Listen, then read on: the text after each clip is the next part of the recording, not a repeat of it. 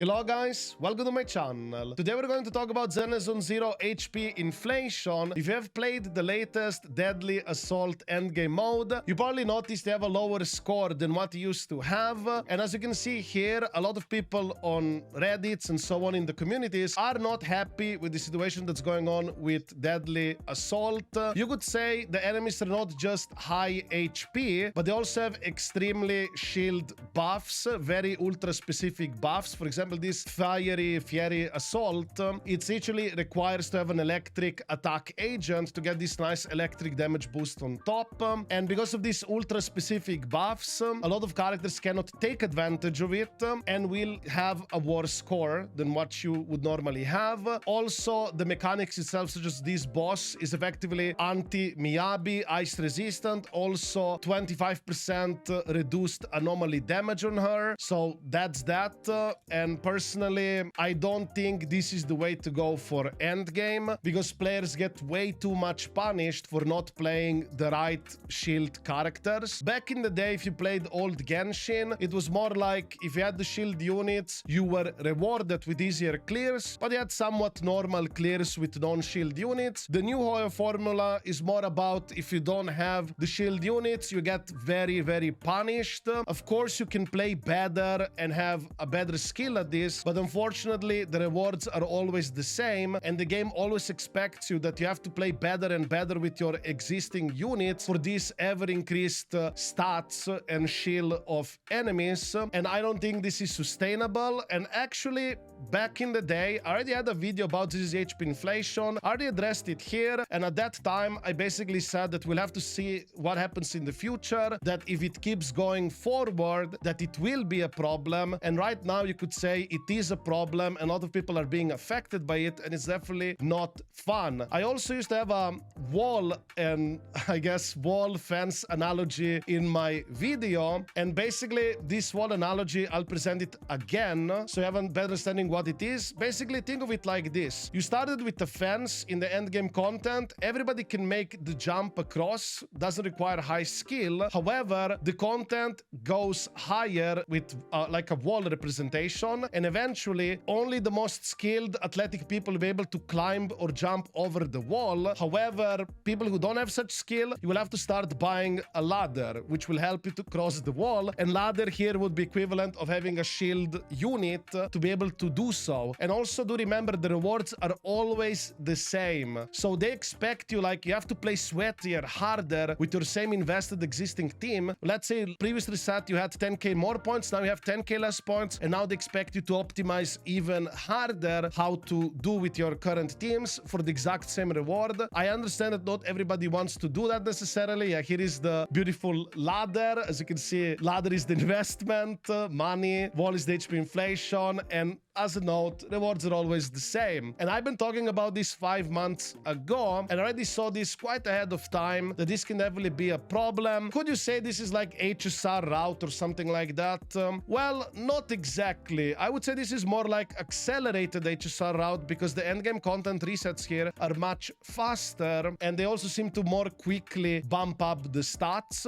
And for many months, people didn't have as many problems in endgame content simply because you had Miyabi, because a lot of people had Miyabi, and you were able to steamroll or brute force quite through a lot of content. But now they're releasing enemies that literally make Miyabi worse. You feel the brunt of it, especially anomaly heavy accounts. And now you might be thinking, but isn't just anomaly players complaining that the end game is harder because it's no longer anomaly shield? Well, in 2.3 specifically, we will have Rupture shield instead. There's not only gonna be more higher inflated HP, but also increased defense of enemies and all that stuff. We'll go over that in a moment, but first I want to show you the existing Deadly Assault information we have regarding HP inflation, up to including 2.1 patch. You can see the chart, it's only getting higher, and it's not really like stopping. And the more HP they have, the lower scores you will also have. And also, if you don't have the shield buffs, it's much more difficult to be able to do it.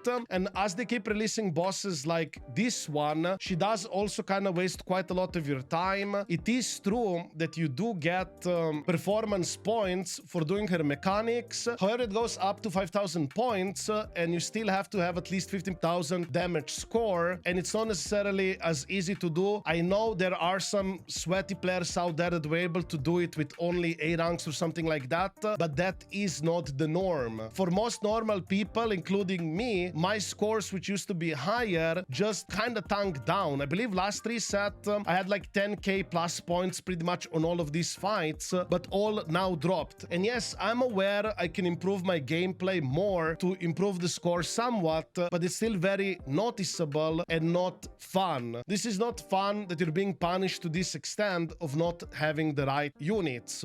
Also, I would like to show you the shield defense HP inflation. This has also been happening. This is the cumulative total HP on both sides together. Here you also have two separate sides if you want to see it in more detail. Like, feel free to pause the screen if you want to read it in more detail. But effectively, the bumps are there. Of course, the HP is being lowered here. However, do note that in 2.3, because this only goes up to 2.1, unfortunately, we don't have information for 2.2 or 2.3. I believe it's only went higher up, and also the defense is being increased on enemies in 2.3. And now let's finally talk about this defense build up increase. So effectively in 2.3, there will be new bosses that are ice resistant and also unfreezable. So this is ultra anti-Miyabi. So you're gonna have a pretty much, you don't use Miyabi against these type of bosses. Then you also have max normally build up increase. Do know that some of these numbers already changed, and I'll show you the updated stuff. But effectively, these enemies have supposedly 30% more HP than 2.2 stuff. So if you're already struggling with 2.2 stuff or having a harder time in 2.2, these enemies are only gonna have up to around 30% HP increase. So that's definitely not fun.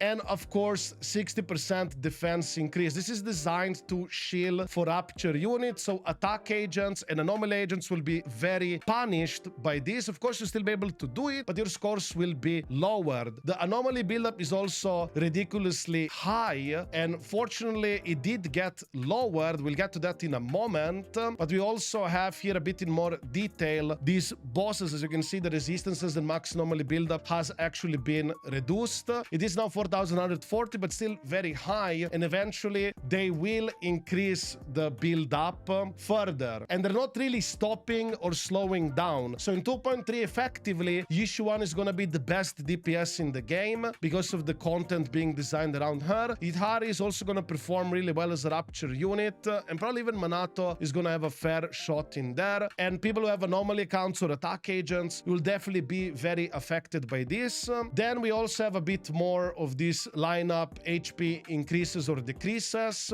Eventually, I believe this is only gonna keep going up. It is true that some of the stuff perhaps has been a bit lowered as well, because in this one you can see the HP has been overall increased. They also added fire weakness to the deadly assault boss, so that's gonna be better for Kumano. Here you can see the Shiu lineup. The Shiu lineup also pretty much received HP increases overall. However, there was a subsequent update that kinda did walk back a bit and reduce the HP of certain deadly assault enemies and shield defense enemies. However, it's still pretty damn high and it's not looking good. They also removed Pompey and just gave you a priest with more inflated HP than Pompey. At this point, I would say that we're pretty much cooked, and I don't think Hoyo is gonna be changing their formula at all. I believe they will just keep going with more HP inflation and more super ultra shielding content. It is what it is, and I believe this is also designed to induce people to get mindscapes or weapons to make their characters, existing characters, stronger, to be able to still able to, let's say, clear the content in a comfortable manner. So yeah, overall, I think think the game is definitely not going in a good direction, and I don't think this is gonna change at all. Perhaps they're doing this for this game because of upcoming competitors, and they just wanna squeeze existing player base that still plays the game. But nevertheless, I just wanted to talk about this, and do let me know in the comments what do you think about this HP inflation and ever increasing difficulty, and also extremely highly shield content in ZZZ. So yeah, this is pretty much for this video, guys. I wish you a wonderful day and see you in the next video. Ciao.